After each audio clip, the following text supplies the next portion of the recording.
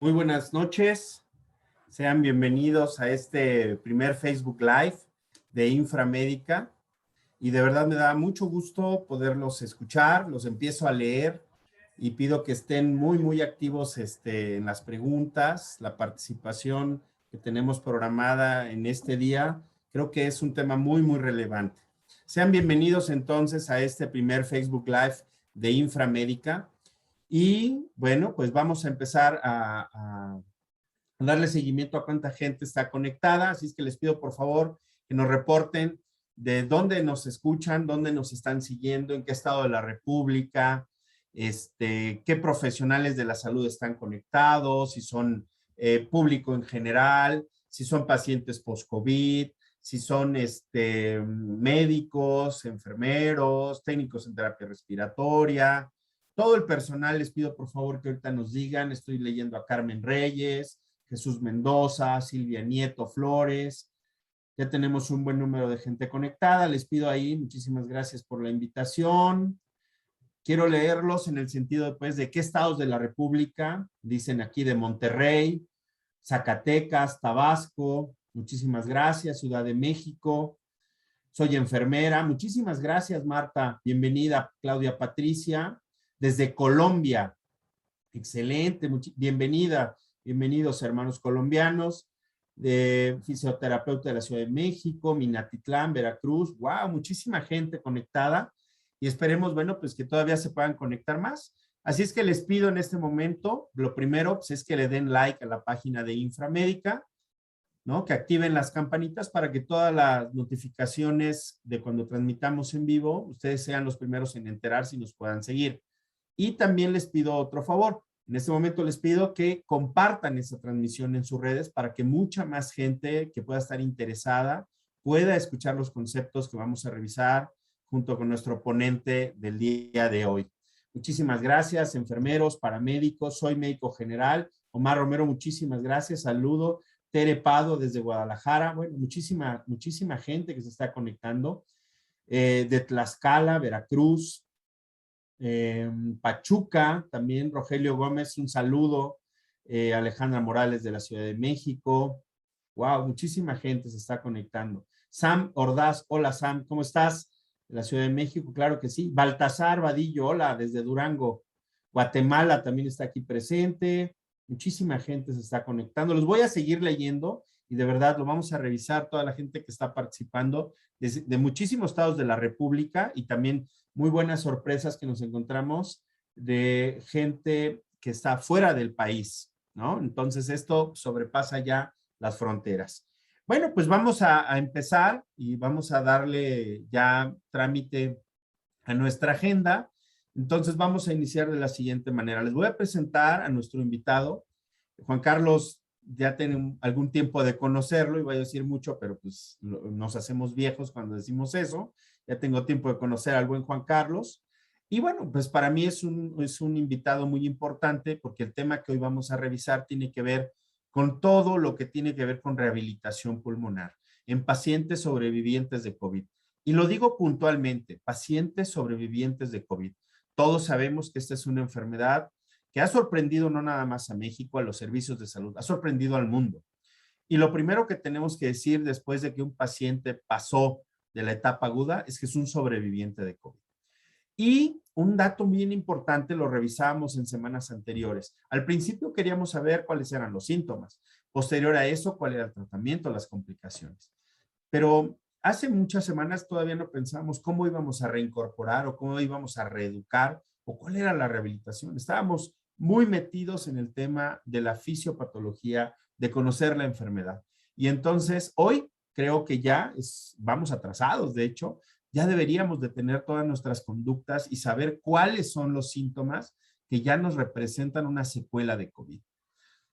Si ustedes lo recuerdan, en un video revisamos que después de que yo curso con 10 a 14 días de la enfermedad, deben de desaparecer muchos síntomas, pero hay algunos otros que son persistentes y a esos ya la literatura los marca como una secuela y están marcando ya una nueva entidad nosológica que habla de long COVID o del COVID largo, de las secuelas de estas infecciones, de esta infección. Entonces, hoy vamos a identificar junto con Juan Carlos, le voy a pedir que seamos muy puntuales en eso, en identificar y vamos a tratar de romper todos los mitos que tienen que ver que si es long COVID o es otra enfermedad, ¿no? Porque también ahora ya todo le queremos echar la culpa al COVID. Entonces, hoy vamos a identificar si ese dolor de cabeza, si ese cansancio, si esa disnea, esa sed de aire, si esa fatiga, si esa imposibilidad a veces de recuperar el sueño, la concentración, si esta pérdida del gusto, del olfato, son secuelas y si tienen un tratamiento, si la rehabilitación nos va a ayudar y hasta qué grado nos va a ayudar. Entonces, por eso, hoy tengo el gusto de presentarles a Juan Carlos Pérez González. Él es terapeuta respiratorio, él es certificado por la National Board. Él en su momento trabaja, ahorita actualmente él forma parte del equipo multidisciplinario del Instituto Mexicano del Seguro Social. Él es fundador y presidente de la Asociación Federal de Terapeutas Respiratorios de México, la AFTR, pero también es el presidente de la Federación Latinoamericana de Terapia Respiratoria, el FELATERI. Entonces, él es ya conferencista local, nacional, internacional, de verdad, su conocimiento lo avala para poder estar en estos foros. También es autor y coautor y colaborador de libros y revistas y de artículos de la terapia respiratoria. Así es que vamos a dejar algunas directrices sobre la mesa. Juan Carlos, seas bienvenido, amigo. Muchísimas gracias por estar aquí con nosotros. Como ustedes saben, él ahorita no está aquí en la Ciudad de México, está desde Mérida, disfrutando de un rico y cálido clima. ¿Cómo estás, Juan Carlos? Un gusto saludarte. Buenas noches, Y doctor. muchísimas gracias, Juan Carlos. Y bueno, pues vamos a definirlo, ¿no, Juan Carlos? Hoy vamos a hablar con la gente, y lo vuelvo a repetir como lo decíamos hace unos minutos. Hoy vamos a encontrar, como ya lo viste, médicos, enfermeros, terapeutas respiratorios, mucha gente de tus seguidores, ¿eh? Veo que te trajiste porra. Entonces, eso está bien. Tenía que ser. Exacto. Sí. Entonces, mucho terapeuta, pero también estoy viendo que me dice, yo tuve COVID, soy sobreviviente de COVID, estoy terminando la infección o el cuadro agudo de COVID. Claro. Entonces, vamos a tratar en su momento de resolver. Lo primero, voy a dejar algunas preguntas en el aire y ojalá con tu presentación las podamos resolver, ¿no? Entonces, la primera es, ¿todos los pacientes que tuvieron COVID van a requerir rehabilitación? Ese es el primer punto, ¿no? Punto número 2. Todos los pacientes que tengan una afectación grave o que tuvieron una afectación grave van a encontrar solución en la rehabilitación. Y el último, ya para que podamos empezar con tu ponencia, y la verdad la agradezco, es el alcance real de la rehabilitación, ¿no? Hasta dónde yo voy a poder recuperar mucha de mi función, mucho de mi cansancio, voy a recuperar mucha de mi capacidad pulmonar a través de lo que tú hoy nos vas a compartir. Juan Carlos, así es que te pido por favor que en este momento puedas compartir tu presentación y vamos a estar muy al pendiente, ¿no? Voy a estar muy al pendiente de las preguntas, damos la ponencia y posterior a eso empezamos con una serie de preguntas y respuestas. El micrófono y el foro es todo tuyo, Juan Carlos. Te agradezco mucho, doctor.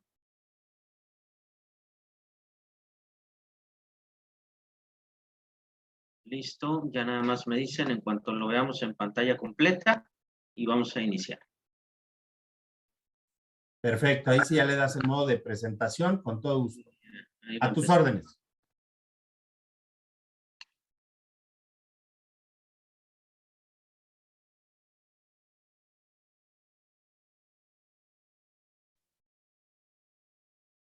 Está cargando, está cargando.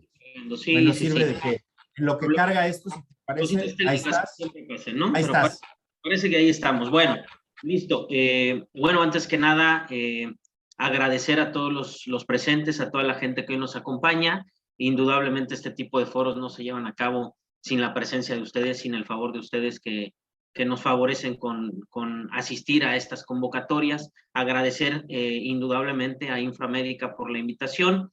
Es un tema, como ya lo decía el doctor Guillermo, es un tema pues que da para mucho, sinceramente es que da para mucho. La rehabilitación pulmonar para el paciente post-COVID, tanto para el paciente COVID como el post-COVID, porque ya por ahí se tocaría un poco el tema del paciente hospitalizado, pero bueno, específicamente en el paciente post-COVID se hace muy poco, o se está haciendo muy poco en el mundo, no solo acá en México, pero en el mundo se está haciendo muy poco. En el transcurso de la charla iremos viendo, vamos a ir identificando cómo están los grupos de pacientes, cómo se va afectando con el tema de la enfermedad y a dónde nos va a llevar la rehabilitación. Muchas de las preguntas que hizo ya el doctor Guillermo me parece que van a poder ser aterrizadas en la conferencia y bueno, pues esperemos que de esto salga mucho interés, porque es un tema que de verdad podría prestarse para 3 o 4 sesiones más. Bueno, pues al final el tema es rehabilitación pulmonar en pacientes recuperación COVID. Soy el terapeuta respiratorio Juan Carlos Pérez González, soy mexicano. Aquí están los grupos a los que yo pertenezco a un grupo internacional de ventilación mecánica. Soy fundador de la Asociación Federal de Terapeutas Respiratorios en México, como ya viene presentado el doctor Guillermo, y actualmente ostento el cargo de presidente de la Federación Latinoamericana de Terapia Respiratoria, formada por 8 países de América Latina, entre colegios y asociaciones dedicados a los cuidados respiratorios. Tengo que declarar antes de iniciar que no tengo ningún conflicto de interés por estar acá. El tema es académico, el tema es compartir conocimientos, es hacer ese intercambio de ideas, porque al final no todo lo sé yo. El objetivo de estos foros es que podamos compartir, podamos conocer más y ayudarnos unos con otros. Nuevamente, los grupos a los que yo pertenezco, y como ven, al final en toda la presentación no va a haber ninguna marca, no va a haber ningún tipo de spot de nada absolutamente, todo va a ser enfocado al tema clínico, al tema médico, y esperemos, por supuesto, para los que nos ven que son pacientes, poder aclarar un poco de las muchas dudas que seguramente les han surgido con su enfermedad. Lo digo porque también fui paciente, también estuve en un estado leve, moderado de la enfermedad, entonces, pues sé de lo que estamos hablando porque ya no nada más lo he vivido como personal clínico, sino también como paciente. Y bueno, pues ya vamos a empezar de lleno, como lo sabemos, por ahí en diciembre de 2019, en la provincia de Wuhan, en China, nacía este virus, este SARS-CoV-2, que es el preponderante causante de la enfermedad de COVID-19, que ponía en general en jaque a todos los sistemas de salud en el mundo. No hubo ningún sistema de salud en el mundo que soportara el contagio masivo en una corta línea de tiempo. Tenemos que ser muy claros en esto. Eso es lo que llevó al descontrol de los sistemas de salud en el mundo, que es una enfermedad de rápida propagación, preponderantemente respiratoria, por ende el contagio es masivo y es muy rápido, y en esa corta línea de tiempo que yo les mencionaba hace un minuto, hubo miles de contagios. Por eso es que ningún sistema de salud en el mundo era tan robusto para atender a miles de personas en un corto tiempo, en 5, 6, 7 días, miles de personas no se podían atender. Eso fue lo que llevó al descontrol de los servicios de salud en el mundo, que hoy, a casi 2 años, estamos hablando diciembre de 2019, estamos en octubre de 2021, todavía no podemos decir que hemos domado la pandemia. Me parece que puntualmente hemos ido ganando terreno, hemos ido quizá podría parecer que paso de tortuga, pero hemos ido avanzando y seguramente en los próximos meses, ya con la ayuda de las vacunas, de todos los protocolos que se siguen haciendo, estaremos contando otra historia y entonces sí, podremos enfocarnos de lleno, como ya debería de ser por el número elevado de pacientes que tenemos post-COVID, enfocarnos al tema de la rehabilitación. Ahorita voy a mencionar lo importante de esto en el mediano y largo plazo de los pacientes. Y bueno, pues al final, para mí, desde un punto de vista muy particular, el paciente COVID o el paciente post-COVID es una oportunidad o un reto para mí como profesional de la salud, para mí como terapeuta respiratorio de profesión. Para mí es un reto o ha sido un reto porque es un paciente muy lábil, es un paciente que puede estar muy tranquilo y en pocas horas se puede evolucionar a un deterioro importante. La disnea es el síntoma cardinal, es decir, la dificultad respiratoria, al ser una enfermedad preponderantemente del aparato respiratorio. Estábamos ante un territorio desconocido, hoy ya no, sinceramente es que hoy ya no estamos ante un territorio desconocido, hoy ya conocemos cómo evoluciona la enfermedad casi en su totalidad, sabemos que hoy se trata la sintomatología, sabemos cómo ir tratando cada síntoma que va presentando el paciente, además que tenemos la ayuda, por supuesto, ya de las vacunas, que sabemos que considerablemente reducen el riesgo de tener pacientes en un estado moderado o grave de la enfermedad. Y otra cosa importante que me parece, esto era en los primeros meses, por supuesto, era el equipo de protección personal. ¿Qué pasaba con nosotros, los sanitarios, cuando entrábamos a ver un paciente? El miedo, por supuesto, indudablemente, aunque nosotros estamos preparados para esto y es parte de nuestro día a día, el miedo ante una nueva enfermedad, ante esas primeras semanas donde no sabíamos cómo nos íbamos a contagiar, donde si, qué era el equipo completo que te tenías que poner, pues por supuesto era también un reto. Era un reto para nosotros, era un reto emocional, psicológico, era un reto físico también. Las altas cargas de trabajo, por supuesto, llevaban también a la merma de los equipos de salud en el mundo. Y bueno, pues creo que también es una oportunidad, no solo es un reto, creo que también ha sido una oportunidad en general para el sistema de salud en el mundo, pero aquí quiero ser muy puntual, para los que nos dedicamos a los cuidados cardiorrespiratorios, ha sido una oportunidad muy grande, cuando menos en México se desconoce o se desconocía mucho de la terapia respiratoria, mucho de lo que hace un terapeuta respiratorio y afortunadamente dentro de todo el mal de esta enfermedad hemos podido salir avante, hemos podido demostrar qué es lo que hace esta profesión y cómo colabora con los pacientes, tanto en su fase aguda de enfermedad como, ya lo veremos, en su fase post-enfermedad. Es una enfermedad larga, enfermedad de esos 14, 18 días de evolución de la parte aguda. Es una enfermedad para los pacientes, algunos, que dura meses poder salir de ella. Entonces, es una oportunidad porque ha sido un aprendizaje constante. Hemos ido aprendiendo a lo largo de la evolución de la enfermedad. El paciente es un claro candidato, en su mayoría los pacientes que desarrollan enfermedad leve, moderada o crítica o severa, son candidatos específicos para terapia y fisioterapia respiratoria. Y por supuesto, lamentando esto, pero las secuelas a largo plazo que va a tener esta enfermedad serán una oportunidad invaluable para los que nos dedicamos a los cuidados respiratorios y por supuesto que otra oportunidad para la medicina de evolucionar en los cuidados de los pacientes. Voy a mencionar este gráfico que a mí me parece bien importante de cómo ha sido la evolución del COVID a lo largo de estos meses en esta línea de tiempo, con un primer golpe, que por supuesto ya hablé de él, la mortalidad y el incremento exponencial de los contagios con los pacientes masivos, miles de pacientes en una corta línea de tiempo, fue el primer golpe que nos dio esta enfermedad. Después, pues por supuesto, venía un segundo golpe que era tanta la afluencia de pacientes que los servicios de urgencias tampoco se daban abasto, las condiciones de los sistemas de salud se empezaron a mermar, lo sabemos, digo, al final el número de decesos que había, la gente esperando por un hospital, y después venía otro tercer golpe. Todo esto ha sido en la evolución de esta enfermedad. Todos los pacientes crónicos que no tienen nada que ver con el COVID, ¿dónde quedaron? ¿Dónde están? ¿Se les abandonó? ¿No se les abandonó? Digo, por supuesto es que no se les abandonó, pero seguramente es que sí se ha visto mermada la atención que ellos recibían, ¿no? Los pacientes crónicos de otras patologías, pues por supuesto, porque al final el sistema de salud en el mundo me parece que apenas estamos viendo una luz al final del camino. Hablando específicamente del COVID. Y un cuarto golpe, me parece que este es uno muy importante, que poco se habla de él, pero me parece que es importante, es el trauma psicológico, el trauma emocional, por supuesto, el golpe económico que esto conlleva en el mundo. Seguramente es que hoy no nos hemos recuperado de todo ese golpe económico del confinamiento social que se tiene y se tuvo que hacer con las grandes olas de contagio, ¿no? Y eso al final va mermando, es un conjunto de muchas cosas que va mermando tanto a las familias como a los pacientes. Y entonces, bueno, pongo este estudio nada más como referencia muy rápida, salía por ahí en abril de 2020, cómo mata el coronavirus, ¿a qué?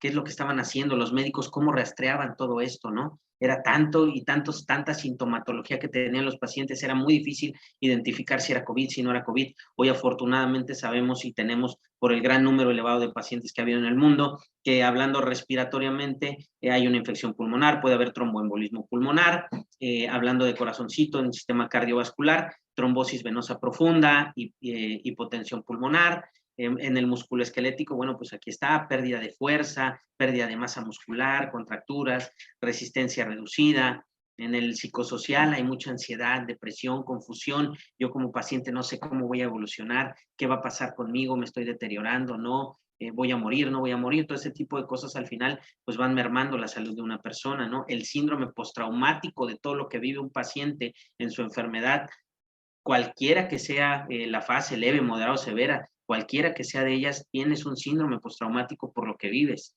¿no? En la piel, bueno, pues úlceras por presión, por la poca movilidad que debes de tener para evitar sobrecargas de trabajo que te lleven a una dificultad para respirar, que te lleven a que baje tu oxigenación, muchas cositas así. Y en el digestivo, bueno, pues incontinencias, infecciones urinarias, este tipo de cosas. Tenemos que identificar esto. Hay 4 grupos de pacientes. El asintomático, que es el 80% aproximadamente de la gente que se contagia de SARS-CoV-2 y desarrolla COVID-19. Es un paciente que la Asociación Europea de Cuidados y Rehabilitación Pulmonar dicen que a los 14, 18 días, con una prueba PCR que sea negativa, estas personas, estos pacientes van a regresar a su vida completamente normal, no van a necesitar absolutamente nada de rehabilitación. Lo único que tienen que hacer es el confinamiento social, es decir, quedarse en su casita, esperar la evolución de la enfermedad y listo. Pero después tenemos 3 grupos de pacientes importantes y estos 3 grupos de pacientes van a necesitar algún tipo de rehabilitación. El leve, el moderado y el crítico. Ahorita iremos viendo las fases de la enfermedad. Tenemos al paciente leve, que puede tener 1, 2 o 3 de los síntomas, con eso se cataloga.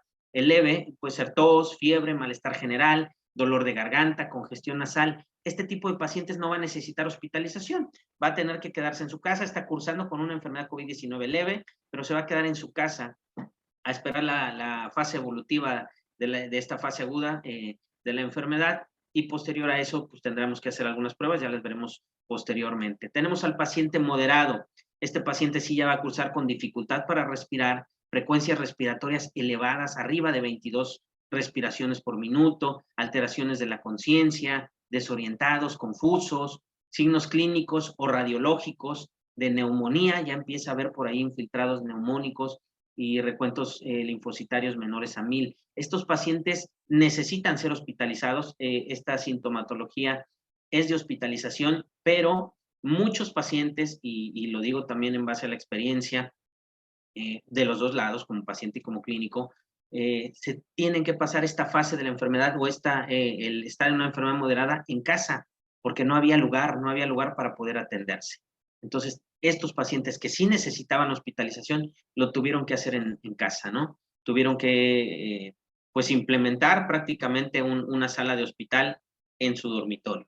Y tenemos al paciente crítico. El paciente sí claramente es un paciente con una frecuencia respiratoria y con un trabajo respiratorio muy elevado, con presiones de CO2 por abajo de 32 milímetros de mercurio, alteraciones al nivel de la conciencia, la TA por abajo de 100/65, es decir, estaban hipotensos, la presión arterial de oxígeno por debajo de 60 milímetros de mercurio, con PAFIS abajo de 300, es decir, este tipo de pacientes, estamos hablando de una enfermedad grave, de un SDRA, de una enfermedad donde está realmente ya muy afectado el sistema respiratorio. Indudablemente es un paciente que está hospitalizado, pero que además de estar hospitalizado necesita estar en una terapia intensiva y seguramente va a necesitar cuidados muy estrictos, muy sofisticados para poder evolucionar en la enfermedad.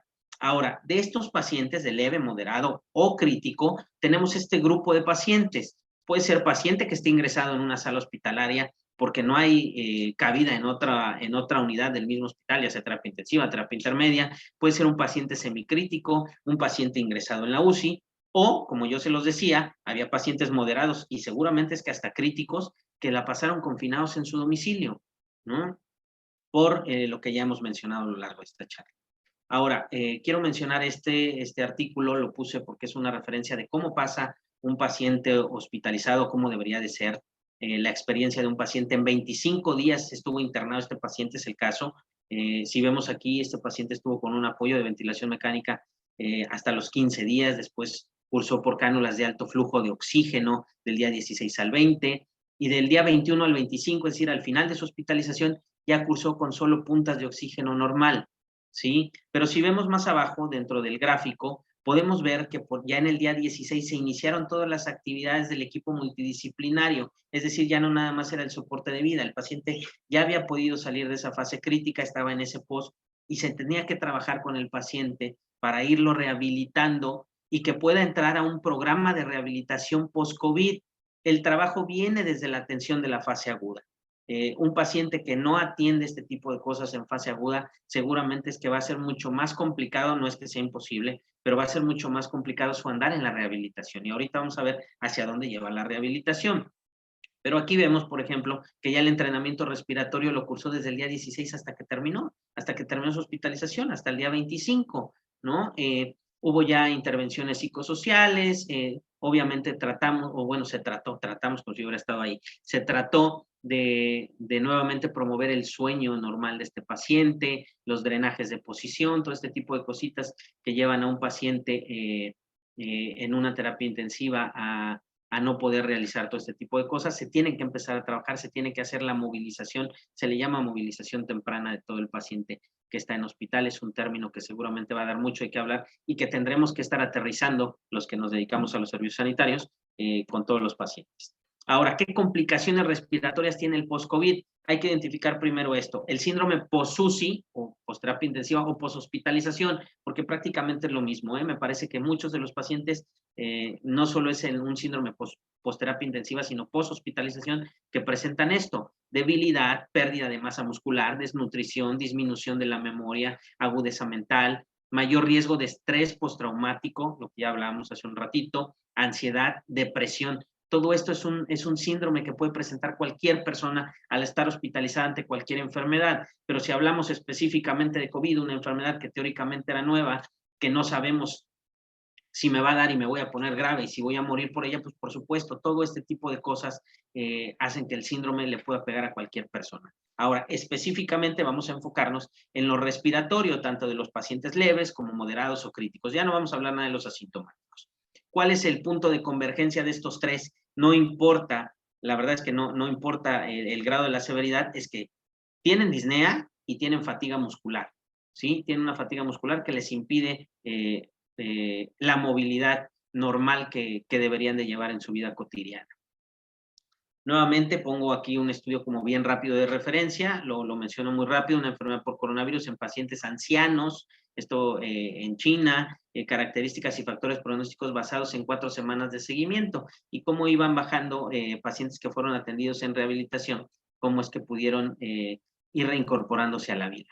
Ahora, este también es muy importante, este gráfico. Tenemos, ya les decía yo, un alto índice de pacientes que se van a contagiar, el 80% ya habíamos quedado, que la van a pasar en confinamiento nada más, pero de ese 20% restante que nos queda, también hay pacientes que van a desarrollar enfermedad grave, moderada o grave, y pocos, la verdad es que el porcentaje de mortalidad es menor, ha ido disminuyendo, afortunadamente, me parece que esa es una de las cosas más puntuales que debemos resaltar en cuanto al tema de la pandemia y de la atención de salud, es que la mortalidad se ha disminuido considerablemente. Pero bueno, al final, si vemos en la línea de tiempo en amarillo, el 30 al 50% de los pacientes que desarrollen enfermedad leve, moderada o grave o crítica pueden desarrollar fibrosis pulmonar a lo largo del tiempo, es decir, en un mediano o largo plazo. ¿Sí? Esto es lo importante, es uno de los datos, me parece, más importantes a los que tenemos que hacerle caso en general cualquier sistema de salud en el mundo para poder crear los lineamientos y los programas específicos para seguir y que se haga masivo. Hoy me parece que los que hacen rehabilitación pulmonar o el paciente que puede acceder a una rehabilitación pulmonar todavía es muy reducido el número. No me atrevería a decir un porcentaje, pero creo que es mínimo el paciente que recibe rehabilitación y que recibe, por supuesto, todo el seguimiento post-COVID, ¿no? Ahora, ya vamos a ir aterrizándonos a lo que es la rehabilitación. Tenemos el alta hospitalaria, eso es lo primero, ya sacamos al paciente de esa fase, ya nos vamos a la alta hospitalaria, es decir, ya te vas a casa, o si la pasaste en el confinamiento entre una enfermedad leve o moderada y estuviste en tu casa, bueno, el decir el alta hospitalaria, es decir, saliste de la fase aguda de la enfermedad, ya no tienes COVID, ya triunfaste, eso es tu primer logro, tu primer batalla se ha ganado, y se dice que es el alta domiciliaria, bueno, pues porque ya vas a estar en casa, ¿no? Teóricamente. Pero todo paciente tiene que tener un informe médico, es decir, para que nosotros, los que nos vamos a dedicar, los que te vamos a atender en la rehabilitación, tenemos que saber cómo evolucionaste en tu fase aguda de la enfermedad, qué desarrollaste, qué síndromes desarrollaste, qué sintomatología, cómo se te trató, por cuánto tiempo, todo esto para conocer de lleno cuál es tu condición. Cada paciente se tiene que conocer de forma individual, ¿sí? el informe médico y tendrá que tener una indicación de rehabilitación. Si no hay un informe médico y una indicación de rehabilitación, pues es nuestro deber también, por supuesto, como profesionales de la salud, evaluar a ese paciente, ayudar a hacer su evaluación post-COVID para conocer qué tipo de secuela tiene y si es o no candidato a la rehabilitación y qué tipo de rehabilitación, porque no todos los pacientes tienen que cursar con la misma rehabilitación, ¿no? Ahora, entonces ya tenemos esto y tenemos que hacer la intervención terapéutica. Un programa no hay, como yo les digo, todavía no hay una norma específica en el mundo, ni en México ni en el mundo que rija cómo debe ser un programa, pero lo que más se acerca y tenemos que basarnos es en los pacientes crónicos con daño pulmonar. Y sí hay estudios y programas de rehabilitación pulmonar para estos pacientes y tiene que hacerse en 3 fases. La primera fase es de reconocimiento. ¿A qué nos referimos con esto? Es la evaluación del paciente, ¿no? Te conozco, voy a ver en qué estado está el paciente inmediato a su post-COVID, inmediato a salir de la enfermedad. Este tipo de consultas se dice que se pueden hacer por telemedicina. Me pareciera, desde un particular punto de vista, un paciente que ya va para iniciar o para ser evaluado para una rehabilitación pulmonar, ya no debería de ser visto por telemedicina. Yo creo que ya las condiciones dan para que se le dé una consulta presencial y pueda ser mucho más específico y podamos detectar de una mejor forma qué es lo que necesita ese paciente. Algo que va a converger en cualquier fase de las 3 del programa de rehabilitación es que todos cursan con un proceso de educación en cada fase, es decir, donde al paciente se le va a explicar qué se le va a hacer, por qué se le va a hacer, cómo es que se le va haciendo, todo en base a la cooperación del paciente, iremos avanzando. Tiene que tener terapia respiratoria y tiene que tener actividad física. Poco a poco se tienen que ir llevando a los pacientes, esa es la fase 1. En la fase 2 es reacondicionamiento, se le llama así, fase de reacondicionamiento, va a cursar igual con educación, terapia respiratoria, actividad física, pero en esta fase ya vamos a empezar a trabajar, ya no solo vamos a trabajar con cosas muy pequeñas para que el paciente pueda ir moviendo, ya tendremos que ocupar algunos equipamientos, algunos equipos muy específicos que ya nos van a ayudar a ir rehabilitando la función pulmonar del paciente y vamos a avanzar por ahí estamos hablando de un programa de 12 semanas, por ahí de la semana 6 tendremos que entrar aproximadamente en la fase 3. No todos los pacientes van a entrar en el mismo tiempo, tenemos que ser puntuales en eso, porque es reiterar lo que acaba de decir hace unos minutos. Tenemos que conocer al paciente y no es una receta de cocina. Cada persona se debe tratar de forma diferente en base a las necesidades que tiene. Por eso es importante no hacer ya, creo yo, telemedicina en este tipo de fase de la enfermedad o en este tipo de fase de la rehabilitación, porque tienes que estar pegado al paciente para poder ir identificando cómo ha estado evolucionando también en su fase de rehabilitación y en qué momento vas a brincar de una fase a otra. Y en la fase 3 es la de reintegración. En esta fase, por supuesto, el paciente ya va a tener una resistencia cardiopulmonar muy importante, una resistencia física fuerte, el paciente ya va a poder movilizarse mejor, seguramente es que habrá pacientes que ya van a estar haciendo un cardiovascular importante, ya van a lo mejor a estar trotando en algunos casos, en algunos a lo mejor caminando, pero ya por periodos largos de minutos, en base a cómo vayan evolucionando. Pero algo importante, un estudio en China arrojó esto, ¿no? Toda rehabilitación del paciente post-COVID debe tener las 4 S's. Tiene que ser simple, sencillo, satisfactorio y salvador. El paciente tiene que sentir estas 4 cosas para crear apego al programa de rehabilitación. Eso es importante. Estamos hablando de un programa de 12 semanas, de 3 meses, no es corto, es largo y que la persona puede sentir en algún momento que no le está ayudando, que no está colaborando con su o con su mejora física o con su salud. La rehabilitación, si no la hacemos así, si vamos a ir forzando al paciente, no va a poder realizarlo y al contrario, en vez de mejorar su condición, podemos provocar que aumente el trabajo respiratorio, es decir, aumentar la disnea, que tenga desaturaciones, lo que le va a llevar, por supuesto, a tener fatigas mucho más prolongadas y todo esto, y eso al paciente, pues, por supuesto, lo va a mermar emocionalmente, físicamente, económicamente, y no vamos a lograr el objetivo con estos pacientes.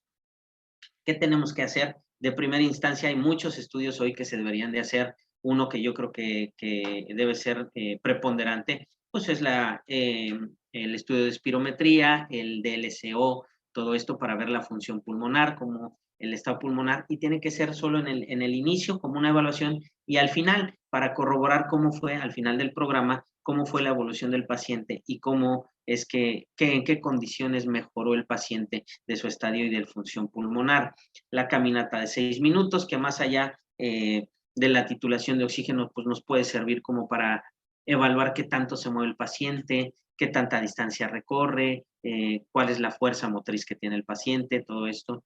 En algunos casos muy puntuales, seguramente habrá que hacer también una prueba de esfuerzo, un electrocardiograma. Sabemos que hay pacientes que terminan la fase de la enfermedad con miocarditis, quiere decir inflamación del músculo cardíaco. Tendrá que intervenir un médico cardiólogo para evaluar y permitir y marcar las pautas de si el paciente puede ingresar o no, qué tipo de rehabilitación se le puede hacer puntualmente en estos pacientes, aunque se sabe, los estudios dicen que el paciente que termina con miocarditis regularmente puede ser revertida al paso de unas semanas. Y toda la evaluación que vamos a hacer el paciente nos tenemos que enfocar en la escala de Borg. La mayoría de los artículos hoy en el mundo nos dicen que en un inicio, es decir, la fase 1, donde estamos conociendo al paciente, nuestro paciente no debe de rebasar el número 4, es decir, lo deberíamos de tener en el número 3 como máximo de la escala de Borg, ¿no? Y tenemos que enseñar al paciente a identificar cuál es la escala de Borg, que es muy sencilla, ¿no? Ante cualquier actividad que le vamos a poner al paciente, le vamos a preguntar cuál es el nivel de esfuerzo, de dolor, de fatiga que siente del 0 al 10, el 10 como máximo, 0 como nada, ¿no?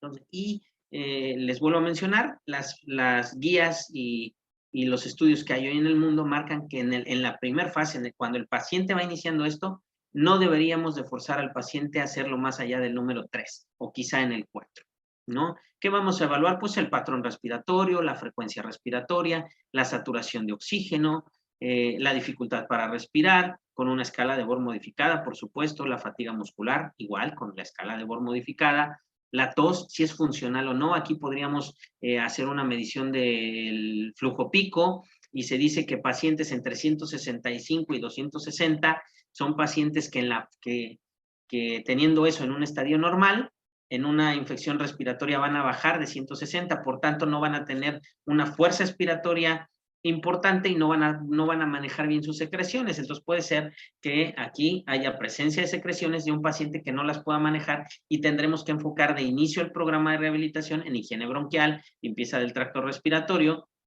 para posteriormente empezar a trabajar un poco la parte física, ¿no? Presencia de ruidos pulmonares, por eso yo les mencionaba que lo preponderante sería que fueran consultas ya presenciales para poder hacer toda esta evaluación completa del paciente. Posterior a eso, en una fase inicial, ¿qué vamos a hacer? Pues hay que enseñarle al paciente, ¿no? Técnicas de relajación respiratoria, ejercicios respiratorios dirigidos a optimizar el patrón respiratorio, disminuir la disnea e incrementar la fuerza muscular respiratoria, técnicas combinadas de respiración y autoestiramiento para incrementar volúmenes pulmonares, favorecer la expansión y movilidad, todo esto en base a los estudios que ya realizamos, ¿no? Recordemos que para que ya el momento que estamos haciendo esto que le estoy mencionando es porque ya hicimos esa evaluación, ya tenemos los estudios del paciente, tenemos a lo mejor hasta una tomografía de cómo quedó el pulmón en el post-COVID, no lo sé, técnicas de higiene bronquial en aquellos pacientes que presentan secreciones, ya lo había mencionado hace un minuto atrás, técnicas de drenaje que se realizan de manera autónoma, hay que enseñar al paciente también, no solo que haga los drenajes posturales para la movilización de secreciones y limpieza del tracto respiratorio, no solo cuando esté en consulta con nosotros, sino que lo haga también en el confinamiento de su domicilio. Esto, bueno, pues adaptado a las necesidades y a la capacidad de aprendizaje que tenga cada uno de nuestros pacientes. Aquí pongo esta guía de ejercicios de fisioterapia respiratoria, ejercicio físico para personas post-COVID. Me parece que esta es una guía española. Aquí pongo, de hecho, abajo está el link para que puedan ingresar. Está abierto para cualquier persona. La pueden bajar, es gratuita. Y me parece puntualmente que es una guía muy aterrizada para el paciente en la primera fase. Aquí vienen ejercicios muy puntuales que son, me parece, el gol estándar de todo paciente en rehabilitación. Se ha aterrizado al paciente post-COVID, pero un paciente de rehabilitación respiratoria debería de cursar esto en las primeras fases. Por ahí tenemos algunas de las técnicas, ¿no? La técnica de labios fruncidos, que esta sí me parece tiene que ser el gol estándar de la rehabilitación en la fase 1.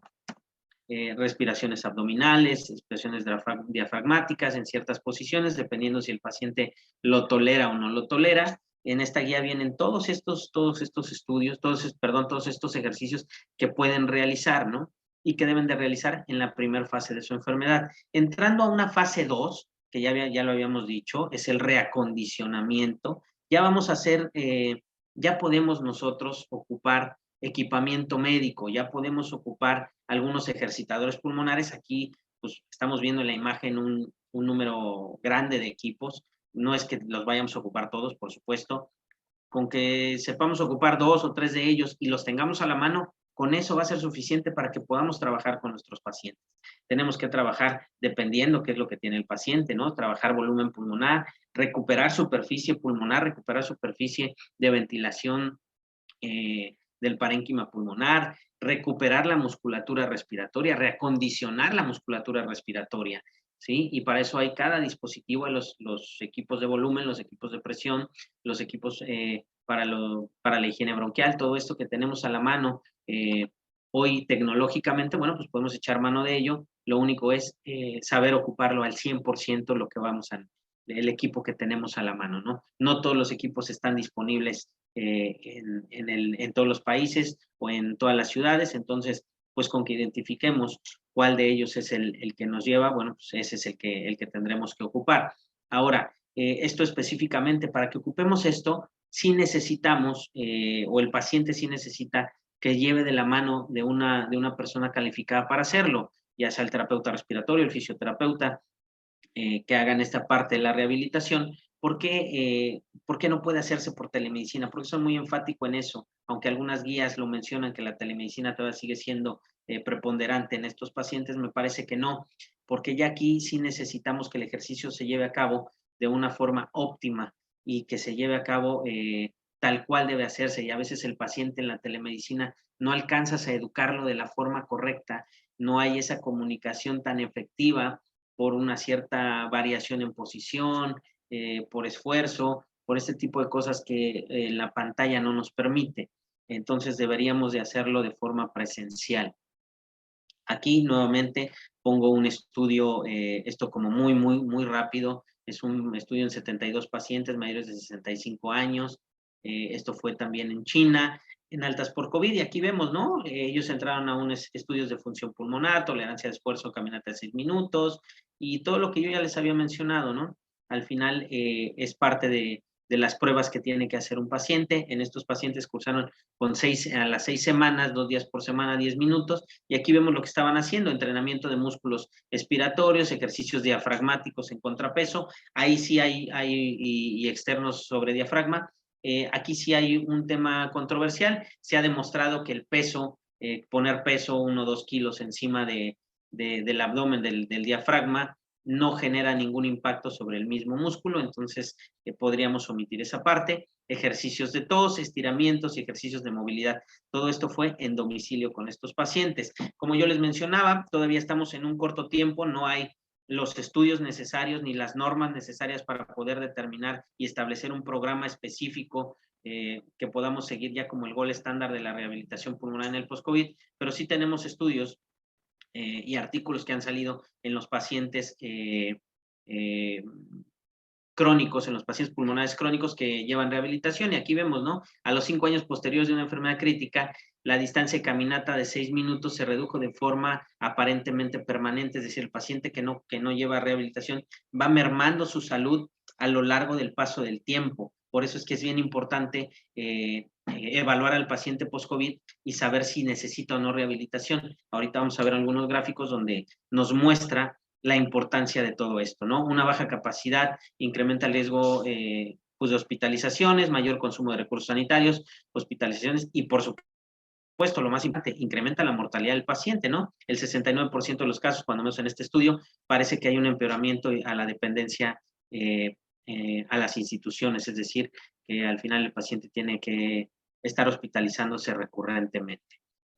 Y aquí lo vemos, ¿no? La gráfica negra o lo que vemos en negro es el incremento de la mortalidad de los pacientes al paso de los años. Y si vemos del año 1 al año 5, la mortalidad sí se sigue incrementando por desórdenes musculares, capacidad del ejercicio, afectación psicosocial. Aquí vemos el paciente con ansiedades a los 3 meses y a los 12 meses, cómo va aumentando el porcentaje de esos pacientes y va disminuyendo sus capacidades. Todo esto son al final pacientes que no cursan con una rehabilitación y vemos cómo al final del camino, perdón, van a estar afectados si no hacen un programa o no son evaluados en su post-enfermedad. Ahora, ¿qué síntomas físicos vamos a enfocarnos? Los problemas respiratorios, la debilidad muscular, la disminución de la capacidad del ejercicio, disminución de habilidades instrumentales, retraso para volver a conducir o trabajar. Eso es fundamental para toda persona, ¿no? Poder reincorporarse lo antes posible a su vida productiva. Me parece que ahí es donde tendremos que ir aterrizando. Síntomas cognitivos, bueno, pues la pérdida de concentración, afectación de la memoria, dificultad de organización o finalizar algunas tareas que antes eran muy sencillas.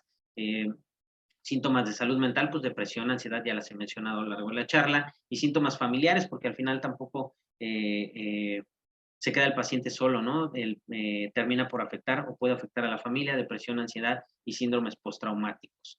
El paciente post-COVID, bueno, pues tendrá sus disfunciones físicas, cognitivas, ansiedad, todo lo que ya he mencionado. ¿Y hacia dónde vamos, no? La intervención disciplinar, el plan de tratamiento, ya lo dije, hay que recuperar la función física, la función respiratoria, la función psicológica, cognitiva. ¿Para qué? Para mejorar la calidad de vida y disminuir la utilización, por supuesto, de recursos en el sistema sanitario, pero lo más importante es que mejorar la calidad de vida de los pacientes.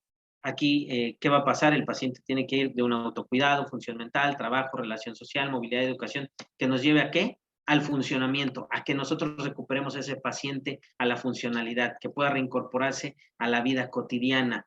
Hay que mencionar, les voy a mencionar esto, bueno, otra vez, siempre basándonos en la escala de Borg, aunque ya estemos en un proceso avanzado del programa de rehabilitación, aunque yo tenga a mi paciente en una fase 3, donde ya esté haciendo cardiovascular, donde ya esté trotando, donde ya esté caminando por varios minutos, donde ya haga ejercicios de fuerza con peso, tendré que seguir evaluando con la escala de Borg. Me parece que es el gol estándar que no podemos dejar de utilizar a la mano de nuestro paciente. Importante mencionar esto, ya hay este artículo me parecía muy importante, las maniobras de terapia respiratoria y fisioterapia pulmonar se consideran ya esenciales dentro del manejo de los pacientes en las estancias de las terapias intensivas, pero no solo de eso, ¿no? Sino de todo el sistema de salud y de todo el tipo de paciente. Hay que mencionar la terapia de rehabilitación pulmonar no va a desaparecer las secuelas que tuviera o el daño pulmonar que hizo el COVID, pero lo que va a hacer es mantener al paciente en un estado de salud óptimo para que su fuerza, su cardiovascular tengan la salud necesaria para contrarrestar esas secuelas pulmonares que le pudo haber llevado la enfermedad. Es decir, la rehabilitación no te va a regenerar el pulmón, eso no pasa, pero sí te va a ayudar a tener calidad de vida, que de eso se trata, y que tu enfermedad, si la tuvieras o si la tuviera el paciente, si desarrolló lesiones por el COVID, no avance progresivamente en un estadio muy elevado, ¿no? Les dejo aquí mis redes sociales, la forma en la que me pueden contactar. Un saludo muy fuerte desde Mérida. Espero que se generen muchas preguntas. Muchas gracias. Muchísimas gracias, Juan Carlos. Y sí, como era de esperarse, está pues, sirviendo las preguntas. Vamos a empezar por orden algunas, pero pues también hay muchísimos saludos los que te están mandando. Y bueno, creo que ahorita yo ya en el censo, lo que estoy contando, son 27 estados de la República conectados, y obviamente Estados Unidos, Centroamérica, ya habíamos dicho Colombia, ahorita Perú, Brasil y algunos otros que te están mandando saludos, ¿no? Entonces, pues vamos a empezar por alguna de las preguntas. Creo que vamos a empezar por las del inicio. Ahora sí que las primeras que se fueron, poniendo, ¿no? Dice aquí Alan Medina, ¿qué sucede o cuál es tu comentario acerca del dolor pulmonar en pacientes post-COVID al esfuerzo? ¿La rehabilitación puede resolver la parte dolorosa del esfuerzo pulmonar? A tu comentario, Juan Carlos. Ok, bueno, esto para empezar, primero contextualizando, ¿eh? El pulmón es un órgano que no duele. Eso es lo primero que tenemos que saber transmitirle a nuestros pacientes. No nos duele el pulmón, lo que puede haber es una sobrecarga de trabajo de la musculatura accesoria de la respiración. ¿De qué estamos hablando? Todos los músculos, tanto del pecho, la espalda, el cuello, todo lo que colabora con la caja torácica para poder expandirse. Ok, eso sí puede llevar, eso sí puede doler por sobrecarga de trabajo. Si es que yo tengo una afectación importante, o bueno, desde leve, ya lo veíamos en la charla, leve, moderada o crítica, y por supuesto que con la rehabilitación, al paso del tiempo, al paso de la línea de tiempo de llevar los ejercicios, al tener mucha más fuerza en la musculatura, mucha mejor capacidad cardiovascular, esto va a ir disminuyendo progresivamente, específicamente en ese síntoma, ¿no? Perfecto. Rosa Muñoz dice, disculpe, para un paciente que salió de urgencias, estuvo hospitalizado y ya resolvió el tema del COVID, ¿cuánto tiempo, de acuerdo a su experiencia, el paciente puede permanecer con oxígeno? Y si la rehabilitación, ahí me voy a permitir hacer el comentario, creo que sí. Principalmente es uno de los objetivos de la rehabilitación, el destete completo del oxígeno. Pero me gustaría conocer tu comentario, Juan Carlos. Sí, ok, ¿cuánto tiempo? No lo sabemos. Eso va a variar de persona a persona, depende de la secuela que tenga, depende del daño pulmonar post-COVID que tenga. ¿Cuánto tiempo? Puede ser 2 semanas, puede ser 3, pueden ser 3, 4, 5 meses, no, o puede ser una persona que desafortunadamente quede como oxígeno dependiente, si es que tiene un daño pulmonar masivo. Lo que sí es que la rehabilitación, por supuesto que va enfocada a mejorar la sintomatología de estos pacientes y indudablemente si tienes un paciente que sale de la fase aguda con oxígeno o dependiente al oxígeno, el primer paso que quiere dar uno como clínico, como terapeuta, es el destete, es decir, quitarte el oxígeno, ¿no? ¿Hacia dónde te voy a llevar para poder sacarte del oxígeno lo antes posible? Dependiendo de las condiciones del paciente. Sandra Vallejo dice, ¿influye también la dieta o la nutrición para la recuperación de la masa muscular? Hablando pues de un paciente, imagino el escenario, ¿no? Este paciente que desafortunadamente cursó por un periodo largo de intubación o de estancia intrahospitalaria y quiere saber cuál es tu opinión acerca de la dieta o la nutrición en la recuperación de masa muscular. Pero yo me iría antes, ¿no? Al mero mole de lo tuyo. Él va a ganar músculo a través de la rehabilitación. Pero tu comentario, Juan Carlos.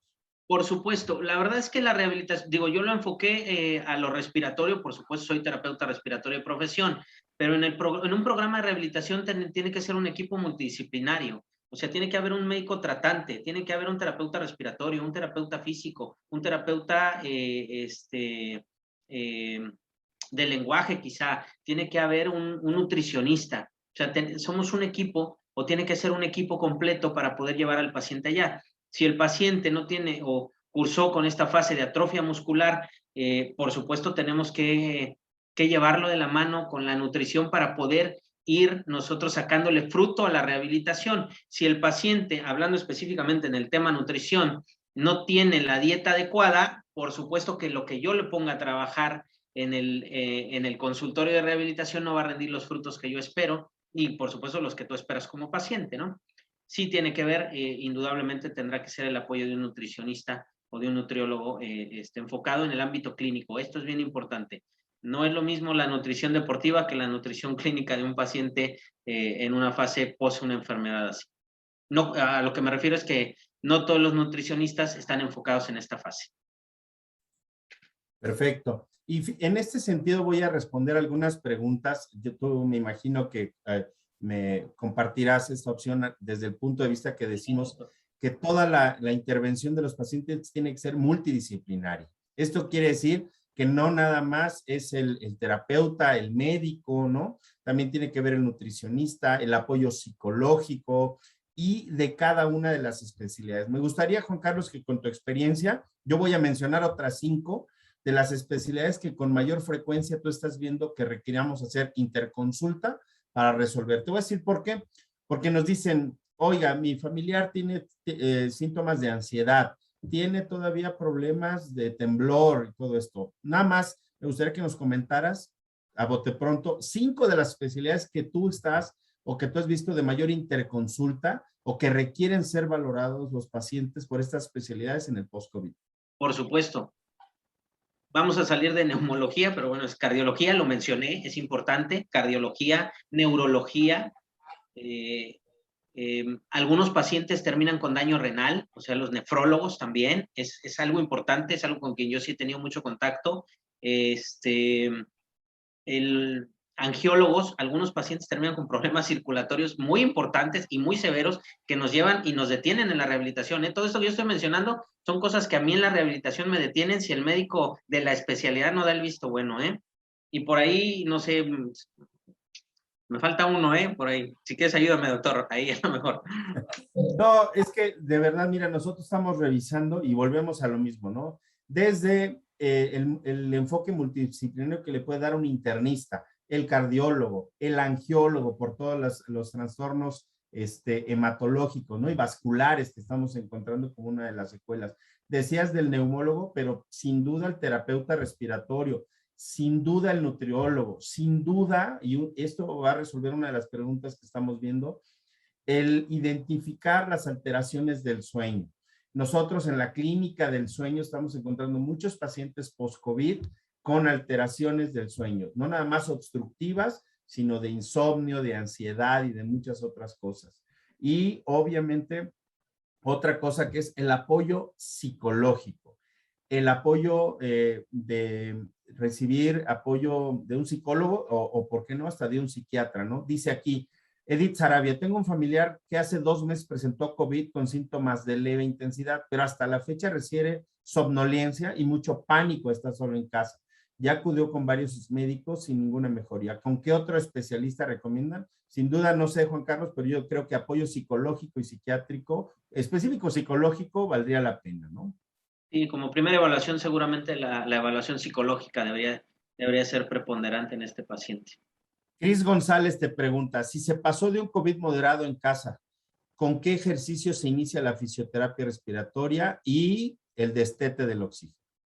Ok, bueno, ya se los mencionaba. La primera fase, que debe ser, al paciente se le tiene que ir llevando muy, muy leve, es decir, el paciente puede referirte, y la mayoría de los pacientes, de los pacientes post-COVID, cuando tú estás en la evaluación clínica, ellos dicen, yo estoy muy bien, yo estoy listo, y le voy a echar, y tú les estás haciendo las pruebas, y ellos dan su mejor esfuerzo y quieren repetir las pruebas para dar una mejor nomenclatura, un mejor resultado del estudio. Pero al final, para eso estamos nosotros, los que sabemos evaluar todas estas funciones. Los ejercicios, yo se los mencionaba ahí, son ejercicios muy simples, respiración de labios fruncidos. Eso es en un inicio, porque todo paciente, todo programa de rehabilitación tiene que tener las 3 fases. Independientemente, algunos les cambiarás un ejercicio por otro, un ejercitador por otro, o el tiempo, la resistencia, pero para eso vas a evaluar al paciente, pero todos tienen que ir llevando de menos a más. Entonces, en un inicio, ya para ser muy puntual, pues los ejercicios que yo les mencionaba ahí en la guía española, que hasta se las puse, labios fruncidos, ejercicios, respiración diafragmática, respiración abdominal, respiración torácica, que son como muy sencillos para ir llevando al paciente en una primera fase. Muy bien. Y bueno, voy a resumir varias preguntas en una.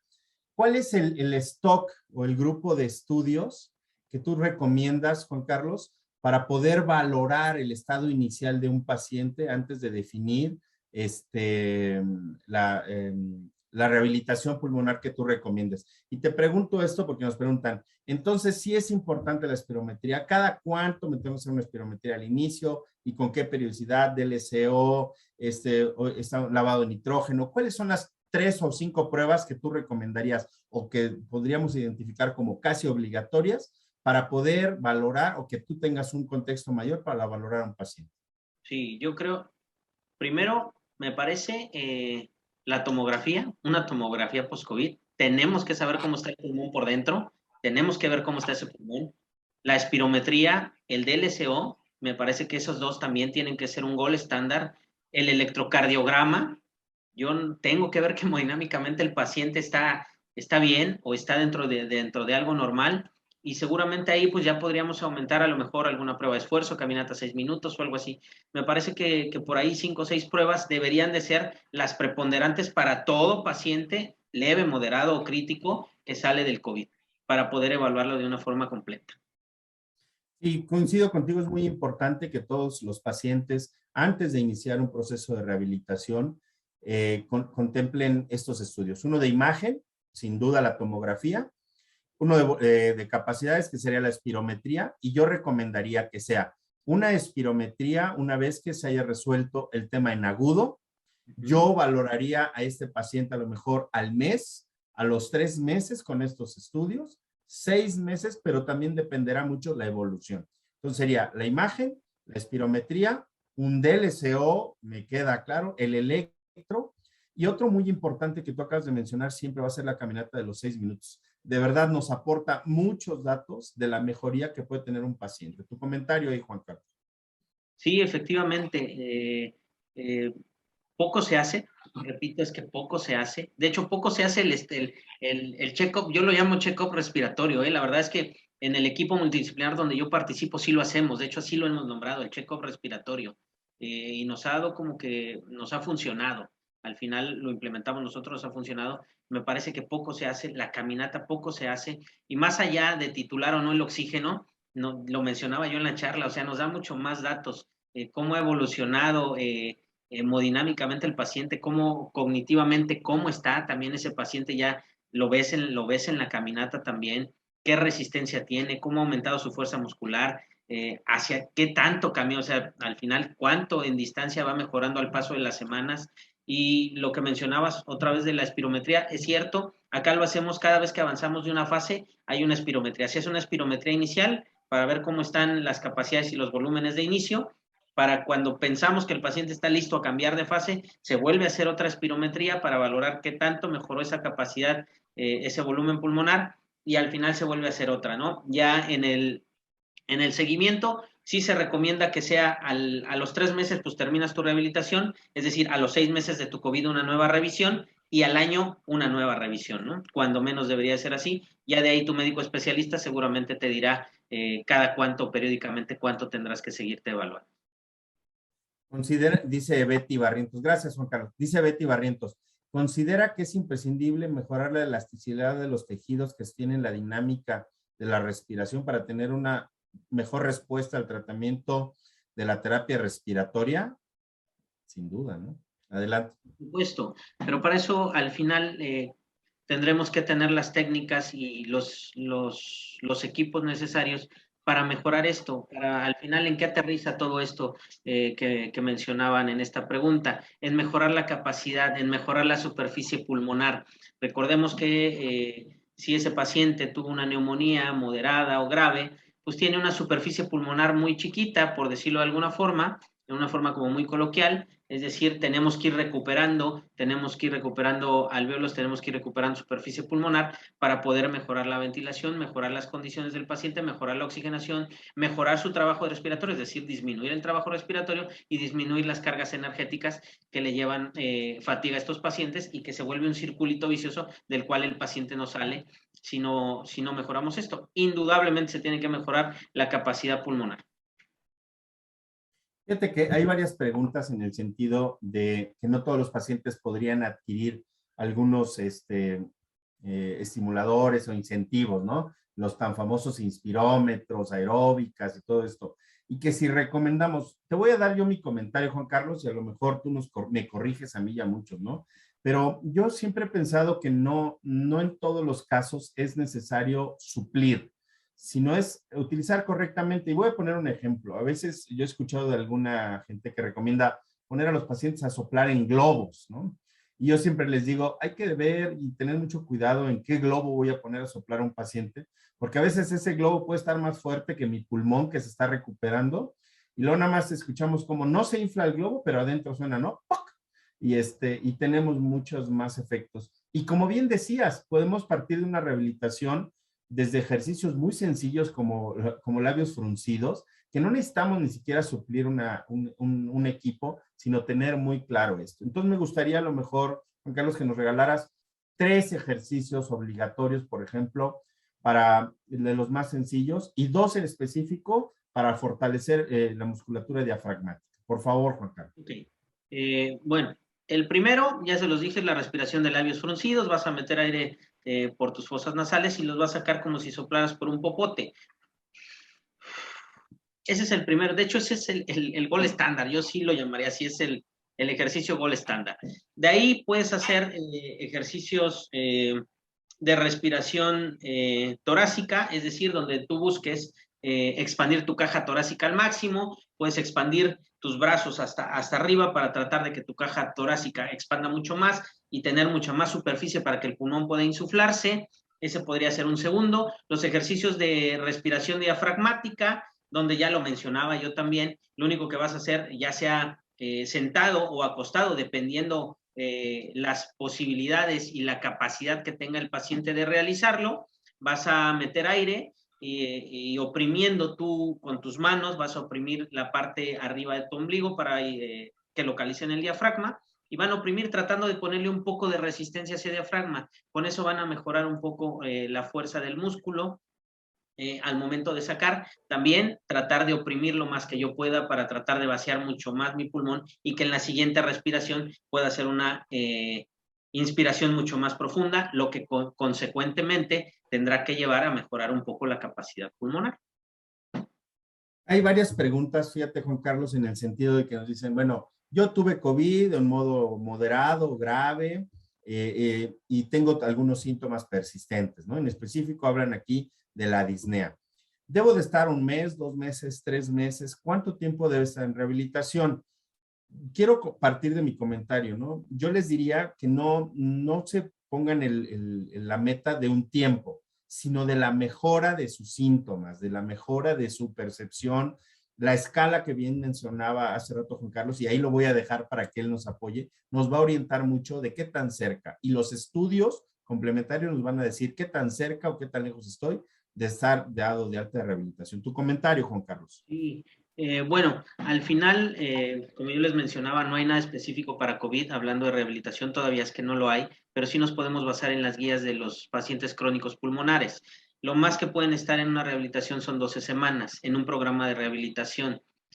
Por supuesto que tu clínico te tendrá que ir evaluando conforme vas avanzando. Se hace una prospección de hacia dónde puede llegar el paciente, porque para eso es que hacen los estudios y en dado caso de no llegar tendrá que haber una pausa en la rehabilitación. Cuando nosotros hablamos de rehabilitación es porque llega un punto en el que al paciente ya lo estás forzando de una forma fuerte, pero ya lo tuviste que haber llevado para allá. Si no llegas hasta ese punto con el paciente, si al final, por muchas condiciones que pueden ocurrir en la línea de tiempo de la rehabilitación, no pudieras llegar, tendrá que haber un espacio de pausa de la rehabilitación donde el paciente le tendrás que educar para que en su casa siga teniendo hábitos saludables que le permitan regresar en una nueva fase a retomar la rehabilitación. En tiempo, lo más que pueden durar en un inicio en programa son 12 semanas. Que regularmente yo les puedo decir, al día de hoy, el 90-95% de los pacientes que cuando menos nosotros hemos visto se van mucho más arriba de lo que prospectamos en un inicio de su rehabilitación.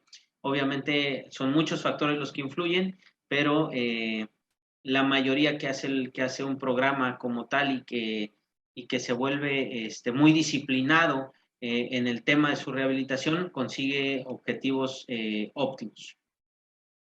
Catalina nos dice, y en la pregunta de Catalina voy a resumir varias. Dice, tuve COVID hace algunos meses, aún no tengo rehabilitación, me siento cansada, me falta el aire, tengo problemas de concentración. ¿Qué puedo hacer? Ok, ¿sabes qué? Que como que de repente ahí se me perdió un poquito el audio, no la escuché completa. Sí, son varias preguntas y las resumo en una, ¿no? Dice, el paciente que tuvo COVID no ha tenido una rehabilitación, pero se sienten todavía cansados, con falta de aire, al tener actividades cotidianas, y habla aquí en específico problemas de concentración y debilidad. Nos preguntan, ¿qué puede hacer?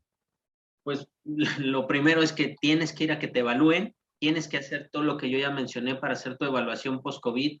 Ojo, esto es bien importante, mientras más tiempo pase de tu post-COVID, por supuesto que seguramente habrá cosas que ya no se puedan mejorar al paso del tiempo. Lo antes posible que tú puedas hacer tu evaluación para que puedan dictarte un programa de rehabilitación. Vas a necesitar rehabilitación con todos los síntomas que estás mencionando hay que ver qué tipo de rehabilitación y en qué momento iniciarlo, pero tienes que acudir a que te hagan el chequeo.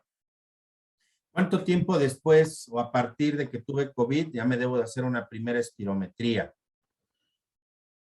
Pues ya lo mencionamos, inmediatamente que estés en el alta post-COVID, que vayas a iniciar tu evaluación para ver si vas a requerir rehabilitación, pues es el momento en el que te la deberías de hacer, ¿no? Quizá a la semana de tu alta, ¿no? Más o menos como saque la prospección tu médico tratante, de en qué momento ya te quieren rehabilitación. Pero regularmente no pasan muchos días después del alta, ¿no? A lo mejor 7 o 10 días después del alta hospitalaria o del alta del COVID, del alta de la enfermedad, es cuando se están iniciando todas estas pruebas.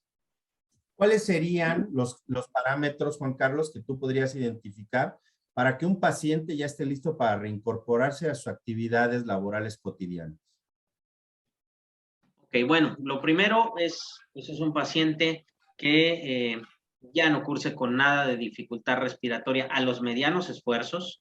¿Qué quiero decir con esto? Que ya pueda subir una escalera sin que llegue fatigado, sin que llegue con taquicardias masivas, con un exceso de trabajo respiratorio, que ya, por supuesto, lleve una nutrición adecuada, que tenga ya hemodinámicamente estabilidad, que no haya ningún otro de las secuelas del COVID.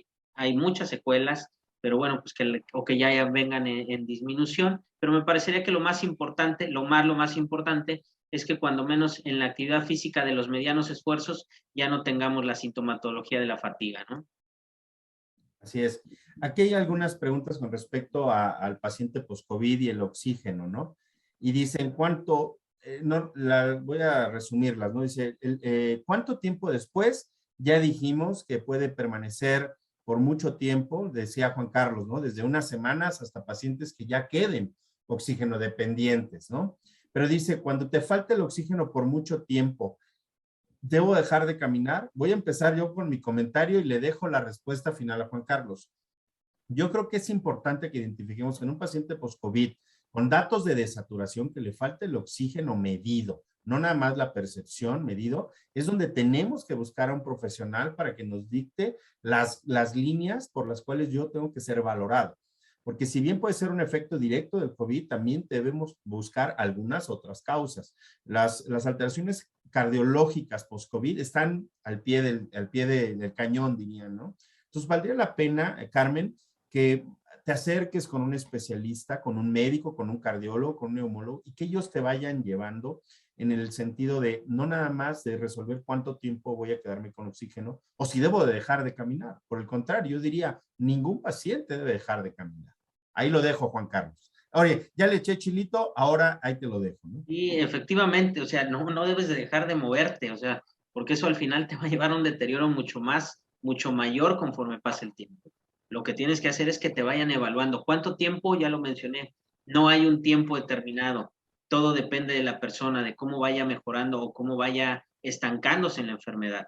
Pero si no está siendo evaluado por un médico especialista, si no tiene un terapeuta respiratorio, un internista, un cardiólogo, un neumólogo, que te vayan llevando, que te vayan midiendo, porque al final también es que hay que medirte, o sea, cuánto oxígeno necesitas, por qué lo estás necesitando. Si ya no es solo el daño pulmonar, es que ya lo acaba de mencionar el doctor, es que no todo es daño, no todo el paciente oxígeno dependiente post-COVID es el daño pulmonar, puede ser daño vascular el que tú estés llevando.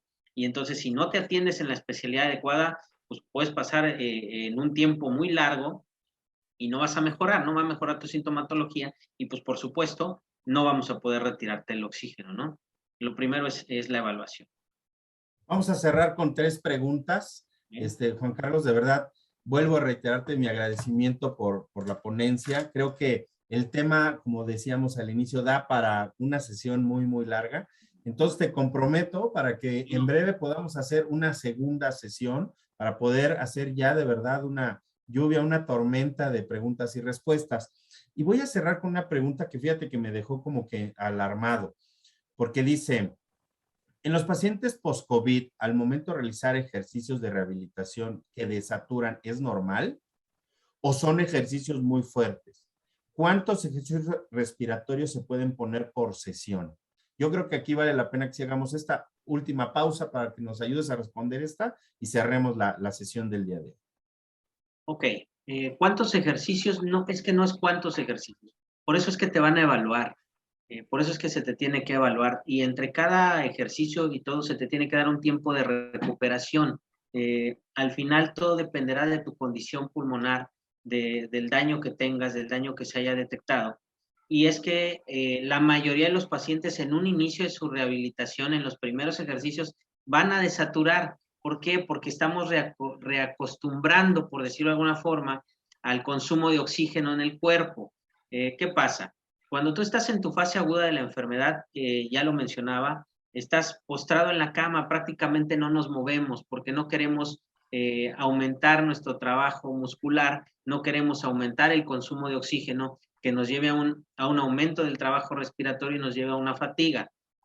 Entonces, cuando tú empiezas tu rehabilitación, que tienes los músculos atrofiados, que los músculos empiezan a trabajar nuevamente, que empiezas a nutrir los músculos, que empiezan a consumir oxígeno, pues por supuesto que vas a desaturar, pero para eso tienes que tener a un clínico de la mano. Por eso les decía que no puede ser, o yo doy la recomendación que no sea teleconsulta, sino que sean consultas presenciales, para que en el momento de tu ejercicio se te esté midiendo, se te esté evaluando y veamos hasta qué punto desaturas, porque eso es importante. Me baja la oxigenación, pero ¿hasta dónde me baja? Tiene que haber un límite permisivo al ejercicio que estás haciendo y un límite en el que ya se te puede poner en riesgo. Para eso es que tendremos que evaluar hasta dónde y cuántos ejercicios. Pues todo depende, ¿eh? Puede ser un programa de 4 o 5 ejercicios en una sesión y puede ser que tú seas un paciente que puedes hacer 8 o 10 ejercicios. Todo va a depender del paciente. Muy bien, muchísimas gracias, Juan Carlos. Te mando un abrazo fraterno hasta Igual, la bella Mérida, la cuando ciudad blanca. acá Oye, es y caluroso, envidia, caluroso. envidia de la buena, ¿no? Una agüita de chaya a estas horas con este calor, yo creo que es un regalo de Dios. Es Bueno, el pues estándar. adelante. Es el gol estándar para quitarnos el calor, una agüita de chaya. Así, así es, el agüita de chaya está indicada hasta tiene beneficios hasta en la rehabilitación de pacientes post-COVID. Bueno, pues muchísimas gracias, Juan Carlos, y como siempre, un agradecimiento a todos los participantes, de verdad, nos sorprendió a mí, en lo personal me sorprendió la cantidad de gente conectada, Juan Carlos, de todos los estados de la República, de Centroamérica y del norte y de Estados Unidos, de Norteamérica, muchísima participación. Para ser lunes a estas horas de la noche, de verdad el tema es muy taquillero y de verdad espero que podamos hacer una segunda sesión. Les agradezco mucho, pero no sin antes decirles que todos los participantes que hoy están en este Facebook Live, que es el primero que organiza Inframédica, les voy a pedir que escaneen este código QR que están teniendo aquí. Bueno, ¿por qué? Pues porque a través de este código van a obtener un cupón de descuento. Este cupón de descuento les va a otorgar un 10% de descuento en toda la línea de oxigenoterapia. Cilindros, concentradores, oxímetros, cánulas, vasos, agua desmineralizada y todo lo que tenga que ver con el servicio o nuestra línea de oxigenoterapia tendrán un 10% de descuento. Todo esto apoyado pues a nuestra población, a todos los pacientes de COVID, a todo el personal de salud que nos ayuda a compartir y a enterarse de estos temas de relevancia. Por eso es que hoy Inframédica les otorga este descuento para que lo puedan hacer. Todo el personal de salud, recuerden que contamos con oxímetros, con un grado médico, con aval de COFEPRIS que les va a poder permitir hacer un diagnóstico. No se confíen de estos oxímetros económicos que no tienen un aval de COFEPRIS. Y hacían una última pregunta, ¿esto es válido a nivel nacional? Así es. ¿Hasta cuándo? Nos preguntaban acerca de este cupón de descuento. Tiene una fecha de término para este sábado 16 de octubre. Así es que por favor escaneen su código, hagan válido su descuento. Y otra pregunta que quiero resolver antes de terminar es, ¿a dónde pueden solicitar su constancia de participación de esta Facebook Live en rehabilitación pulmonar en pacientes sobrevivientes de COVID? Es en publicidad@infra.com.mx. No quiero terminar la sesión sin antes invitarlos a que conozcan nuestra nueva tienda de Infra, en la cual estamos poniéndonos a sus órdenes en Tlalpan, 4655, Torrielo Guerra, Tlalpan. Esto en la zona de hospitales. Estamos muy cerca del GEA González, del INER y de todos los institutos en esta zona sur de hospitales. Ahí podrán encontrar todas nuestras líneas de SAOS, diagnóstico y tratamiento de SAOS, de ventilación, de alto flujo. Tenemos pruebas de función pulmonar, espirometrías, DLCO, y próximamente estarán viéndolo por estas redes sociales, un nuevo servicio que va a ofrecer Inframédica a través de una clínica de rehabilitación pulmonar. Así es que estén muy pendientes de este lanzamiento porque seguramente tendrán ustedes un beneficio por seguirnos en las redes sociales. Juan Carlos, hasta Mérida, la blanca ciudad. Te mando un abrazo. Es cuanto por mi parte, que tengan una excelente noche y síganse cuidando. Esto aún no termina. Usemos el cubrebocas, lavado de manos y busquemos también la sana distancia. Así es que esto aún no termina, no bajemos la guardia. Que tengan una excelente noche. Soy el doctor Guillermo Peña y de verdad, Inframédica es tu mejor opción. Bonita noche para todos. Hasta luego.